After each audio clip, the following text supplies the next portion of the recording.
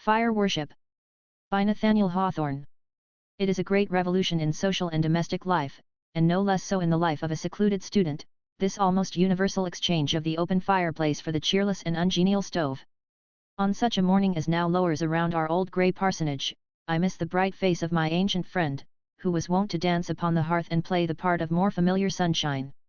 It is sad to turn from the cloudy sky and sombre landscape, from yonder hill, with its crown of rusty, black pines, the foliage of which is so dismal in the absence of the sun, that bleak pasture land, and the broken surface of the potato field, with the brown clods partly concealed by the snowfall of last night, the swollen and sluggish river, with ice-encrusted borders, dragging its bluish-grey stream along the verge of our orchard like a snake half torpid with the cold.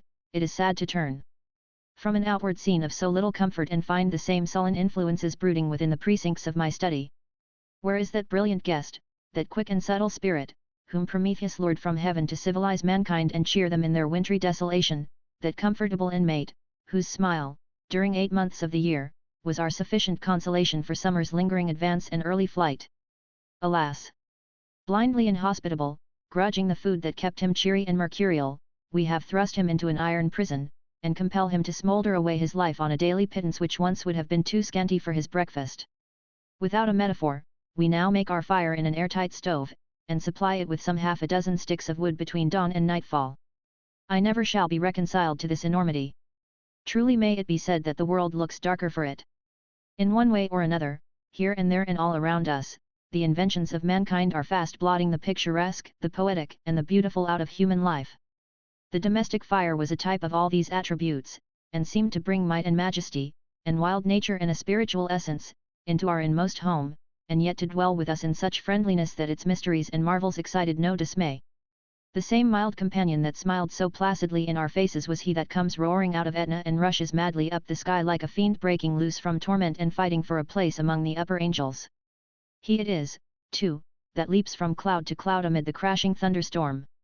It was he whom the Geber worshipped with no unnatural idolatry, and it was he who devoured London and Moscow and many another famous city, and who loves to riot through our own dark forests and sweep across our prairies, and to whose ravenous maw, it is said, the universe shall one day be given as a final feast. Meanwhile he is the great artisan and laborer by whose aid men are enabled to build a world within a world, or, at least, to smooth down the rough creation which nature flung to it. He forges the mighty anchor and every lesser instrument, he drives the steamboat and drags the rail car, and it was he, this creature of terrible might, and so many-sided utility and all-comprehensive destructiveness, that used to be the cheerful, homely friend of our wintry days, and whom we have made the prisoner of this iron cage. How kindly he was!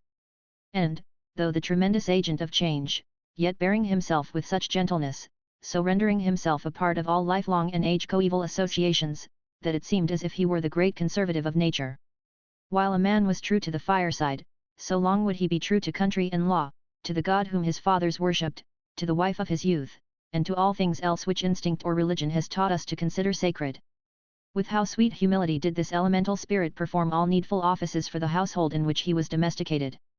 He was equal to the concoction of a grand dinner, yet scorned not to roast a potato or toast a bit of cheese. How humanely did he cherish the schoolboy's icy fingers, and thaw the old man's joints with a genial warmth which almost equalled the glow of youth. And how carefully did he dry the cowhide boots that had trudged through mud and snow, and the shaggy outside garment stiff with frozen sleet. Taking heed, likewise, to the comfort of the faithful dog who had followed his master through the storm.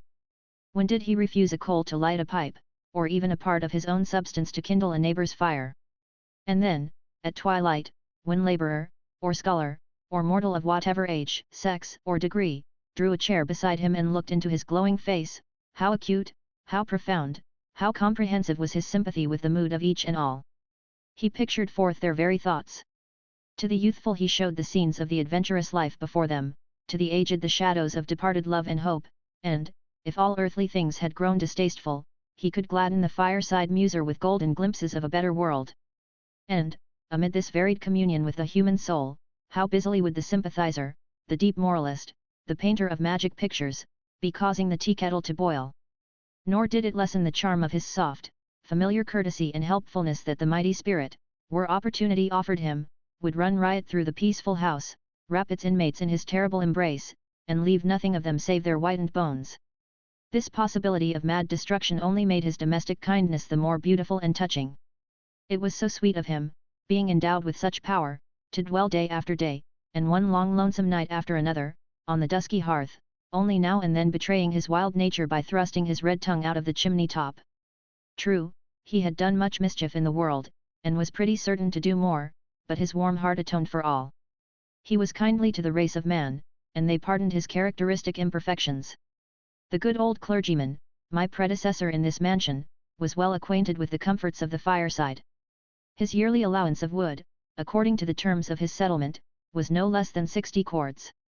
Almost an annual forest was converted from sound oak logs into ashes, in the kitchen, the parlour, and this little study, where now an unworthy successor, not in the pastoral office, but merely in his earthly abode, sits scribbling beside an airtight stove. I love to fancy one of those fireside days while the good man, a contemporary of the Revolution, was in his early prime, some 65 years ago. Before sunrise, doubtless, the blaze hovered upon the grey skirts of night and dissolved the frostwork that had gathered like a curtain over the small window panes. There is something peculiar in the aspect of the morning fireside, a fresher, brisker glare, the absence of that mellowness which can be produced only by half-consumed logs, and shapeless brands with the white ashes on them, and mighty coals, the remnant of tree trunks that the hungry elements have gnawed for hours. The morning hearth, too, is newly swept, and the brazen andirons well brightened, so that the cheerful fire may see its face in them. Surely it was happiness, when the pastor, fortified with a substantial breakfast, sat down in his armchair and slippers and opened the whole body of Divinity, or the commentary on Job, or whichever of his old folios or quartos might fall within the range of his weekly sermons. It must have been his own fault if the warmth and glow of this abundant hearth did not permeate the discourse and keep his audience comfortable in spite of the bitterest northern blast that ever wrestled with the church steeple. He reads while the heat warps the stiff covers of the volume, he writes without numbness either in his heart or fingers, and, with unstinted hand, he throws fresh sticks of wood upon the fire. A parishioner comes in. With what warmth of benevolence, how should he be otherwise than warm in any of his attributes, does the minister bid him welcome, and set a chair for him in so close proximity to the hearth, that soon the guest finds it needful to rub his scorched shins with his great red hands. The melted snow drips from his steaming boots and bubbles upon the hearth. His puckered forehead unravels its entanglement of criss-cross wrinkles. We lose much of the enjoyment of fireside heat without such an opportunity of marking its genial effect upon those who have been looking the inclement weather in the face. In the course of the day our clergyman himself strides forth, perchance to pay a round of pastoral visits, or, it may he, to visit his mountain of a woodpile and cleave the monstrous logs into billets suitable for the fire. He returns with fresher life to his beloved hearth. During the short afternoon the western sunshine comes into the study and strives to stare the ruddy blaze out of countenance, but with only a brief triumph, soon to be succeeded by brighter glories of its rival. Beautiful it is to see the strengthening gleam, the deepening light that gradually casts distinct shadows of the human figure, the table and the high-backed chairs upon the opposite wall, and at length, as twilight comes on, replenishes the room with living radiance and makes life all rose-color. Afar the wayfarer discerns the flickering flame as it dances upon the windows, and hails it as a beacon light of humanity, reminding him, in his cold and lonely path, that the world is not all snow and solitude and desolation. At eventide, probably, the study was peopled with the clergyman's wife and family, and children tumbled themselves upon the hearth rug, and grave puss sat with her back to the fire, or gazed, with a semblance of human meditation, into its fervid depths. Seasonably the plenteous ashes of the day were raked over the mouldering brands, and from the heap came jets of flame, and an incense of night-long smoke creeping quietly up the chimney. Heaven forgive the old clergyman! In his later life, when for almost 90 winters he had been gladdened by the firelight, when it had gleamed upon him from infancy to extreme age, and never without brightening his spirits as well as his visage, and perhaps keeping him alive so long, he had the heart to brick up his chimney place and bid farewell to the face of his old friend forever, why did he not take an eternal leave of the sunshine too? His 60 cords of wood had probably dwindled to a far less ample supply in modern times, and it is certain that the parsonage had grown crazy with time and tempest and pervious to the cold, but still it was one of the saddest tokens of the decline and fall of open fireplaces that, the grey patriarch should have deigned to warm himself at an airtight stove. And I, likewise, who have found a home in this ancient owl's nest since its former occupant took his heavenward flight, I, to my shame, have put up stoves in kitchen and parlour and chamber.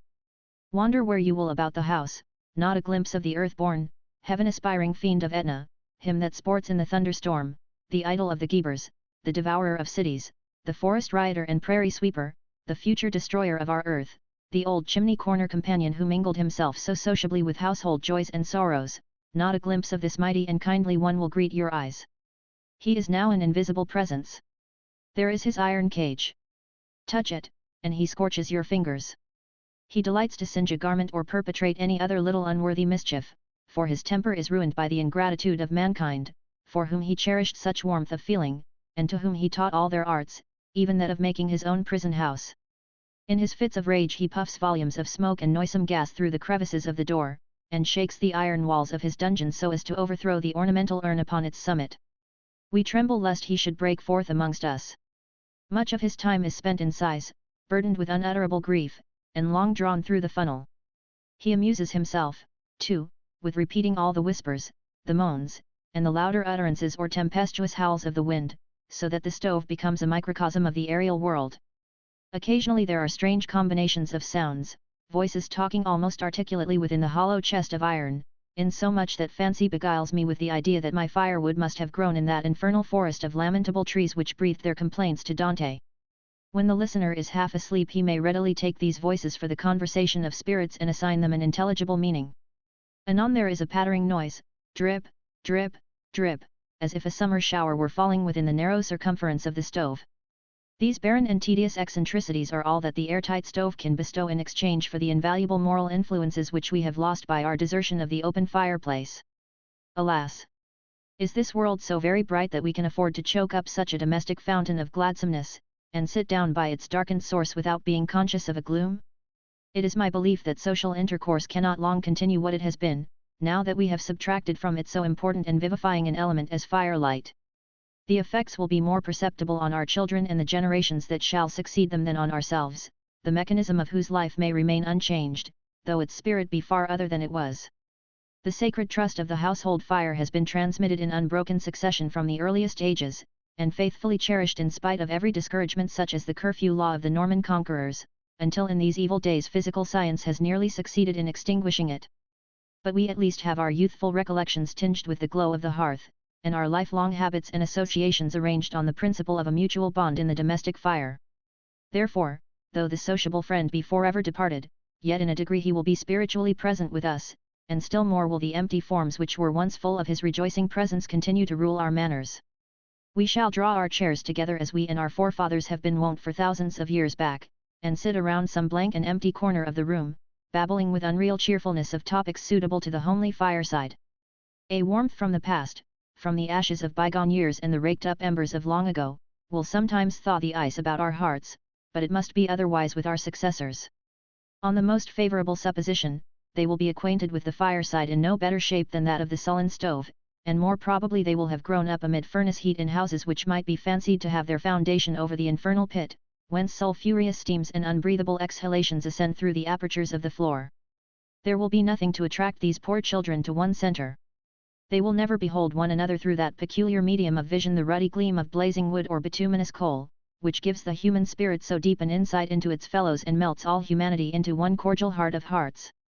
Domestic life, if it may still be termed domestic, will seek its separate corners, and never gather itself into groups.